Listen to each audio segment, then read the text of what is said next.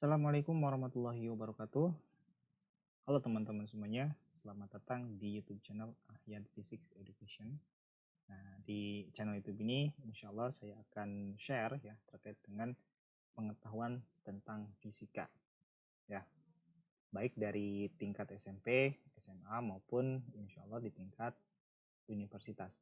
Bagi teman-teman yang sedang melakukan persiapan untuk Olimpiade Sains Nasional, ya, bisa disimak video penjelasan materi maupun soal-soal. Oke, pada kesempatan kali ini saya akan menjelaskan yaitu salah satu materi yang ada di SMA, ya, yaitu analisis vektor. Oke, jadi begini, kita ketahui bahwa besaran itu dibagi menjadi dua, ada besaran skalar dan ada besaran vektor. Ya, besaran skalar itu adalah besaran yang hanya dinyatakan dengan nilai, contohnya massa, waktu, kemudian panjang. Ya, massa seseorang misalnya 50 kg, ataupun panjang penggaris adalah 50 meter, ataupun misalnya waktu yang dibutuhkan untuk pergi ke Bogor misalnya 50 menit dari Jakarta. Ya, jadi tidak membutuhkan arah. Ya, adapun yang membutuhkan arah, nah, disebut sebagai besaran vektor. Ya, jadi besaran vektor adalah besaran yang selain dinyatakan dengan nilai pun juga dengan arahnya. Contohnya apa? Contohnya ada kecepatan. Ya, jadi ketika kita menyatakan kecepatan dari suatu benda, misalnya mobil, nah, maka kita perlu arah juga. Berapa kecepatan mobil?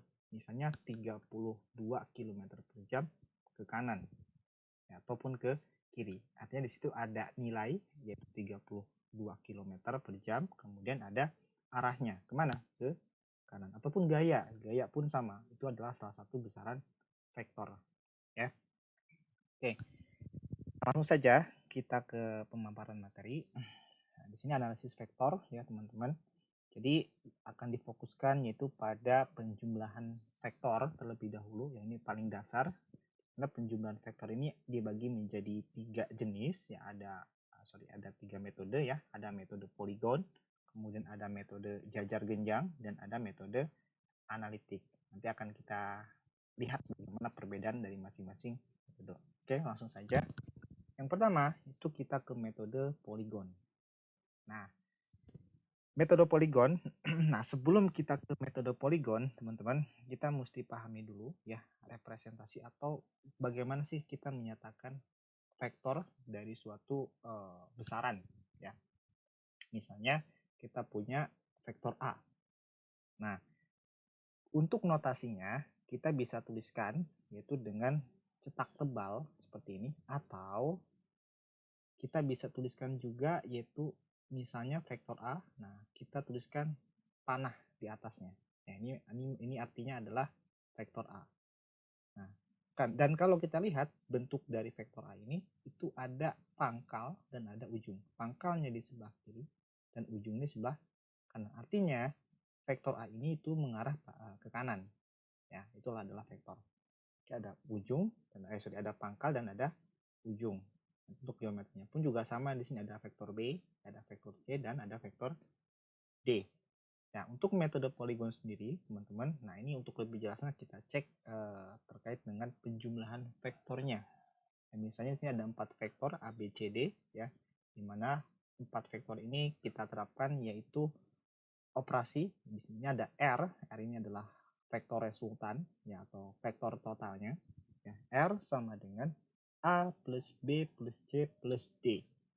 Artinya di sini ada penjumlahan vektor A plus B plus C dan plus D. Nah, bagaimana cara kita menggambarkan penjumlahan vektor tersebut? Maka kita cek dari gambarnya. A itu dari kiri ke kanan. Ya, bisa dilihat A kemudian ditambah dengan B. Nah, bisa kalian cek ya. Jadi, kalau penjumlahan vektor, maka nanti setiap vektor yang dijumlahkan akan ketemu ujung dengan pangkal. Ya, A plus B. Oh, berarti nanti ujung dari A akan ketemu dengan pangkal dari B-nya. Ya. B plus C. Nah, lihat dia di sini ya. Ada ujung dari B ketemu dengan pangkal dari si C. Plus Nah, C dengan D. Ya. Maka nanti vektor resultannya, nah itu kita ambil dari atau kita gambarkan dari titik awal, ya, pangkal awal ke titik ujung vektor akhir. Nah, bisa dilihat di sini. Jadi vektor, oke, di sini ada vektor A, ya, pangkal dari vektor A, dan di sebelah kanan ada ujung dari vektor D. Nah, vektor resultannya itu kita tarik dari pangkal A ke ujung dari D. Nah, ini yang kita sebut sebagai vektor resultannya. Nah, kemudian contoh yang kedua itu A plus B min C plus D. Nah, A plus B sama ya dengan gambar sebelumnya. Nah, A kemudian plus B. Nah, min C. Bisa kita lihat bahwa C itu dia positif ke kanan, ya, kanan bawah seperti ini. Nah, karena di minus, maka nanti arahnya akan berlawanan. Ya, yang ini jadi pangkal, kemudian yang sebelah kiri jadi ujungnya. Ya, bisa kita lihat.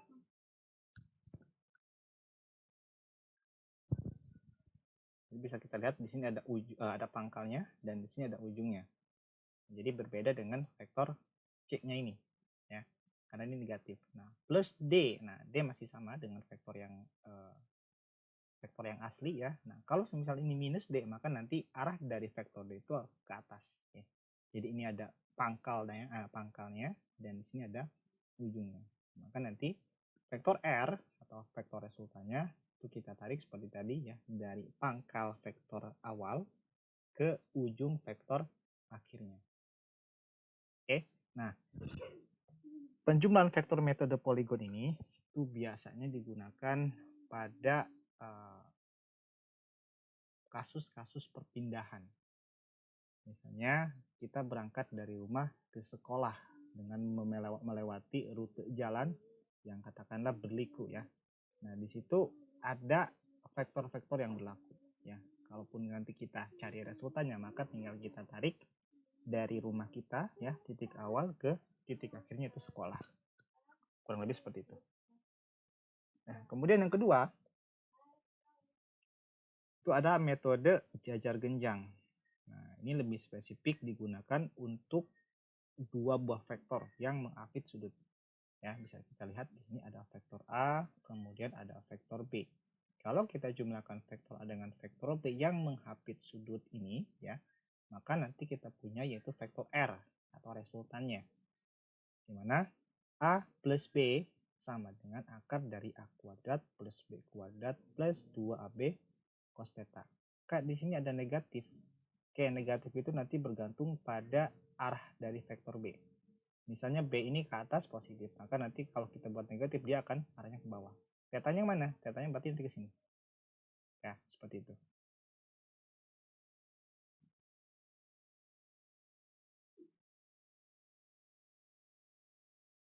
Oke, ini mesti kalian pahami, ya. Ini adalah metode jajar genjang. Nah, ini mesti kalian mau harus dipahami dan dihafalkan, ya, mau nggak mau. Kemudian yang ketiga itu ada metode analitik. Ini yang lebih umum. Ya. Jadi kalau kita punya benda dan benda tersebut ternyata banyak sekali vektor yang bekerja pada benda, maka metode yang mesti kita gunakan itu adalah metode analitik. Nah, metode analitik ini caranya gimana, Kak? Caranya kita arahkan, kita cerminkan, ya, vektor-vektor yang belum sejajar dengan sumbu X ataupun sumbu Y. Oke, di sini bisa ada 4 vektor. Ada vektor A, ada vektor B, ya, ada vektor C, dan ada vektor D. Nah, kita lihat vektor A, dia sudah sejajar dengan sumbu X. Ya, berarti nanti dia tidak punya cerminan di sumbu Y-nya.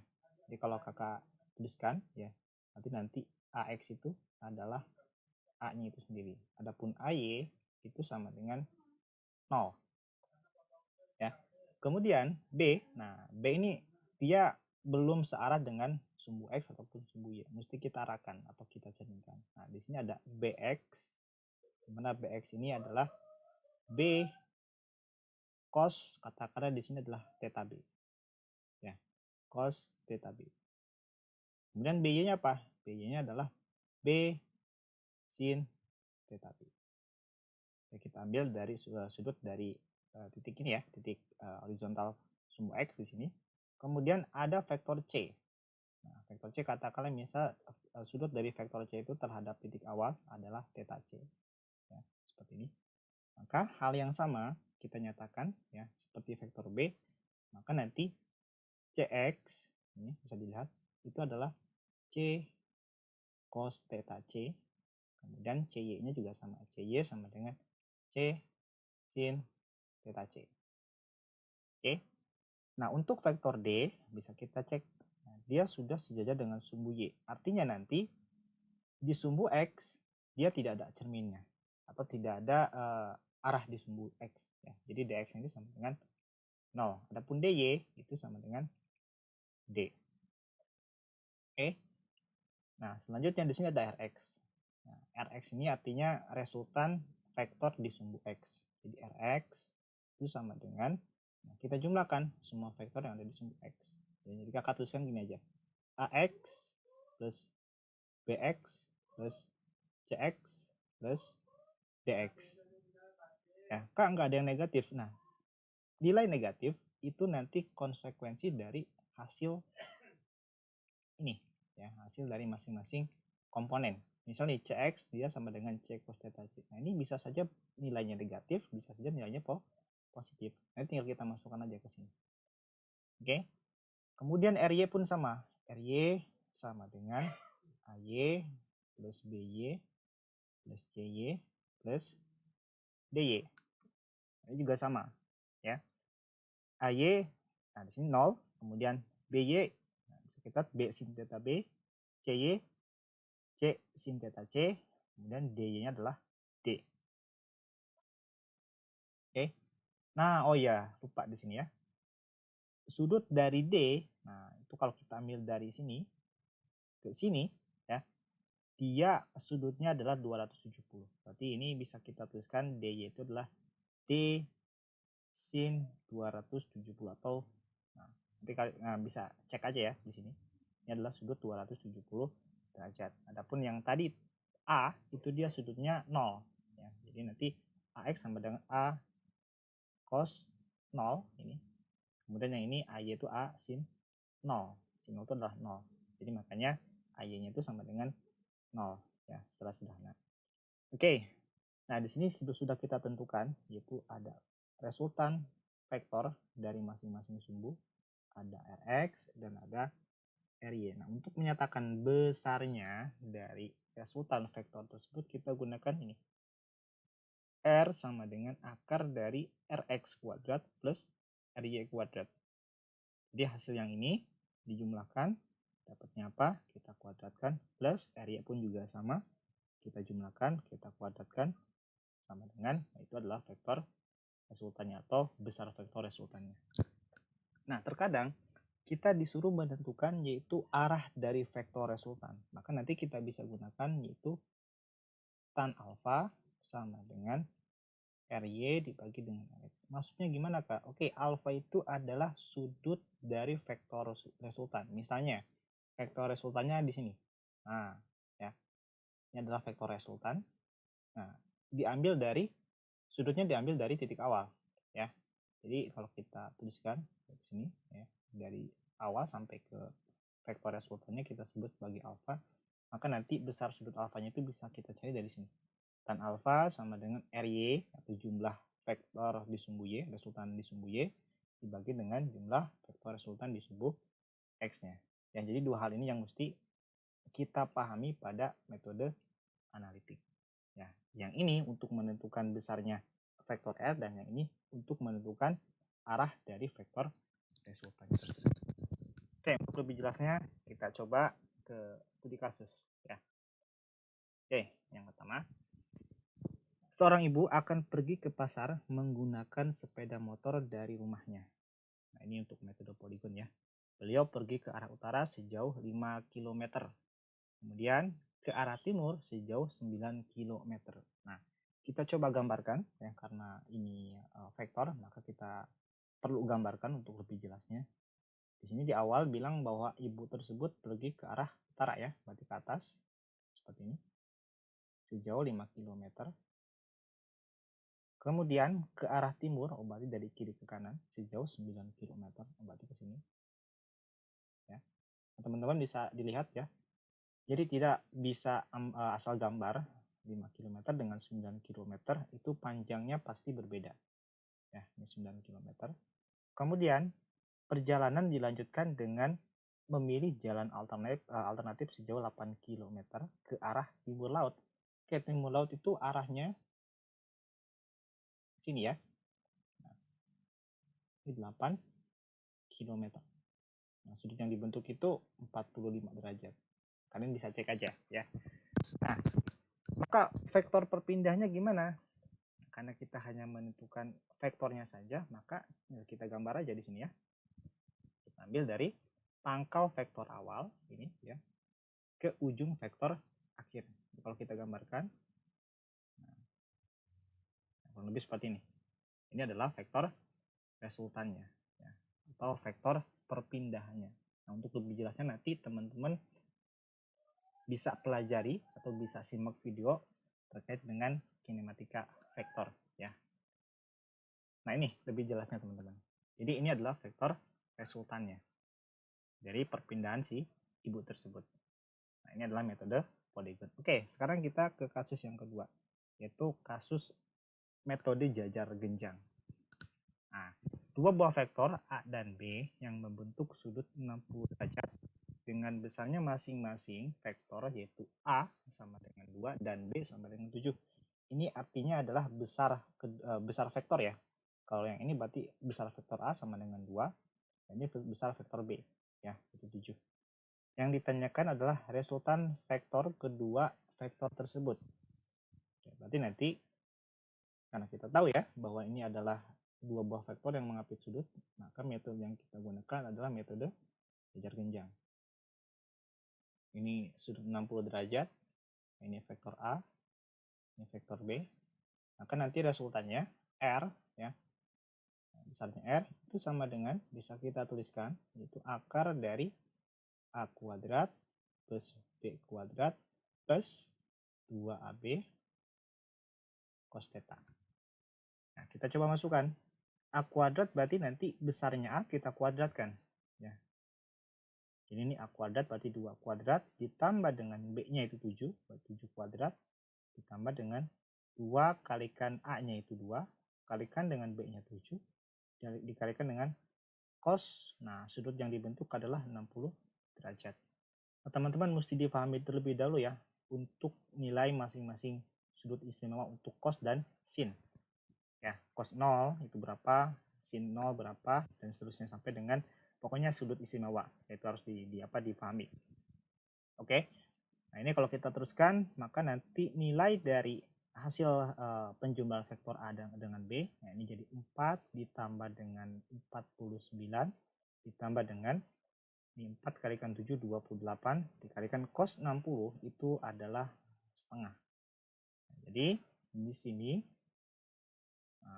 4 tambah 49 berarti 53 ditambah dengan 14 ya, berarti 67. Jadi besar resultan vektor A dan B yaitu adalah akar dari 67 satuan ya, walaupun tidak ada satuan kita tuliskan satuannya seperti itu. Jadi untuk metode jajar genjang itu lebih spesifik pada dua buah vektor yang mengapit sudut. Oke, lanjut ke yang ketiga, itu studi kasus pada metode analitik. Oke.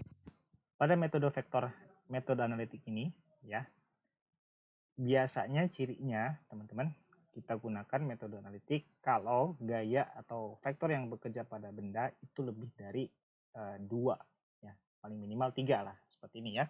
Jadi ini ada gaya, ada 3 gaya yang bekerja pada benda. Ada 3 gaya yang bekerja pada benda, ada F1, kemudian ada F2 dan ada F3. Di mana masing-masing arahnya dan besarnya bisa kita lihat dari gambarnya. Ya. Ingat, stepnya kita mesti arahkan vektor-vektor yang belum searah dengan sumbunya, ya, sumbu X ataupun sumbu Y. Oke. Di sini ada F1. Dia sudah searah dengan sumbu X. Ya. Berarti nanti F1X, nah jadi sudut yang dibentuk adalah 0. Jadi ini F1 cos 0 derajat atau 20 dikalikan cos 0 itu adalah 1. Jadi 20 Newton. F1Y-nya, nah ini adalah F1 sin 0 derajat atau F1 20 sin 0 itu adalah 0. Jadi 0 Newton. Nah, kemudian kita cek yang F2. Nah, kalau kita ambil dari titik awal di sini, maka nanti sudut dari F2 itu adalah 90 ditambah dengan 30. Ya, jadi 120. Nanti F2X-nya itu adalah F2 cos 120. Ya, atau F2-nya kita punya 20 dan cos 120 itu adalah min setengah. Nanti kalian bisa cek ya. Jadi min 10 Newton. Nah, F2Y-nya kita tinjau juga. F2 sin 120 derajat. Nah, F2-nya adalah 20 dan sin 120 itu adalah setengah akar 3. Nah, ini jadi kita punya 10 akar 3 Newton. Nah, kita lanjutkan di F3 ya. F3X, nah, mesti kita cari dulu ya arah dari sudut dari F3. Nah, dia membentuk sudut kalau kita ambil dari awal, dari sini ke sini ya. Dari sini ke ujung kiri itu adalah 180 tambah lagi dengan 60 jadi 240 ya. Jadi sudut yang dibentuk oleh vektor F3 itu adalah 240. Jadi ini F3X adalah F3 cos 240 derajat atau F3-nya kita punya 24. Oke, F3 kita punya 24 dan cos 240 itu adalah min setengah. Nah, ini jadi kita punya min 12 Newton. F3Y-nya kita cari juga, yaitu F3 sin 240 derajat. Nah, ini jadi 24 dikalikan dengan sin 240 itu adalah min setengah akar 3. Atau dijadinya min 12 akar 3 Newton. Ya. Nah, setelah kita menentukan masing-masing komponen vektor, ya, maka selanjutnya tinggal kita jumlahkan. Ya. Ada Rx sama dengan, nah berarti nanti F1X ditambah dengan F2X ditambah dengan F3X ditambah dengan F4X ya, seperti ini. Maka nanti F1X kita punya yaitu 20, kemudian F2X-nya min 10, kemudian F3X-nya min 12 yang bisa kita lihat dari sini. Nah, ini jadinya hasilnya adalah min 2 Newton. Kemudian RY-nya, RY sama dengan F1Y ditambah dengan F2Y ditambah dengan F3Y. Nah, sorry, ini enggak ada F4 ya, karena kita hapus. Itu sama dengan F1Y kita punya 0 tambah dengan F2Y-nya, nah, ada 10 akar 3. Kemudian F3Y-nya, nah ini min 12 akar 3. 10 akar 3 min 12 akar 3 sama dengan min 2 akar 3 Newton. Nah, dengan demikian, maka nanti bisa kita tentukan yaitu besar vektor resultan, yaitu R sama dengan akar dari ini, Rx kuadrat ditambah dengan Ry kuadrat. Ya, atau akar dari Rx-nya kita punya min 2 kuadrat ditambah dengan min 2 akar 3 kuadrat. Ya. Kalau kita lanjutkan, berarti nanti besarnya R itu sama dengan akar dari tadi Rx-nya itu adalah min 2 kuadrat berarti 4 ya. Kemudian untuk yang Ry-nya adalah min 2 akar 3 kuadrat berarti 12. Nah, kalau kita jumlahkan jadinya akar 16 dan akar dari 16 adalah 4. Nah, jadi vektor resultannya adalah 4 Newton. Lalu kemudian arahnya kemana? Nah, kita cari tan alfa sama dengan Ry dibagi dengan Rx. Ya. Ry-nya tadi kita punya min 2 akar 3 dibagi dengan min 2. Nah, maka nanti kita punya yaitu akar 3. Nah, sudut berapa yang nilainya itu akar 3? Oke, alfa sama dengan tan inverse dari akar 3 itu adalah 60 derajat. Tapi ini bukan hasilnya ya. Kenapa? Karena RY dan RX ini nilainya bisa kalian lihat ya. Di sini negatif, kecuali kalau di sini positif semua. Nah, jadi nanti untuk menentukan alfanya, mesti kita tambahkan dengan, kalau semisal ini negatif, ya maka nanti kita tambahkan dengan 180 ditambah dengan sudut yang kita dapetin tadi. Oke, jadi 240 derajat. Jadi sudut yang dibentuk oleh vektor resultan adalah 240 derajat. Jadi kalau kita gambarkan ya vektor resultannya. Oke, ini adalah vektor resultan R ya. Jadi kalau kita perhatikan dia searah dengan vektor F3. Karena tadi F3 itu dia membentuk sudut 240 derajat ya. Jadi ini adalah vektor resultannya dengan sudut yaitu 240 derajat dengan R-nya itu adalah 4 Newton. Nah, ya. Jadi ini adalah penjumlahan atau metode penjumlahan vektor, teman-teman. Tadi ada metode poligon, kemudian ada metode jajar genjang, dan ada metode analitik. Nah, nanti di next video kita akan pelajari juga yaitu perkalian vektor. Jadi ada dot product, kemudian ada cross product. Oke, mungkin ini saja video kali ini. Semoga bermanfaat. Jangan lupa like, kemudian subscribe jika kalian suka, dan intinya semoga bermanfaat. Oke, kita akhiri. Assalamualaikum warahmatullahi wabarakatuh.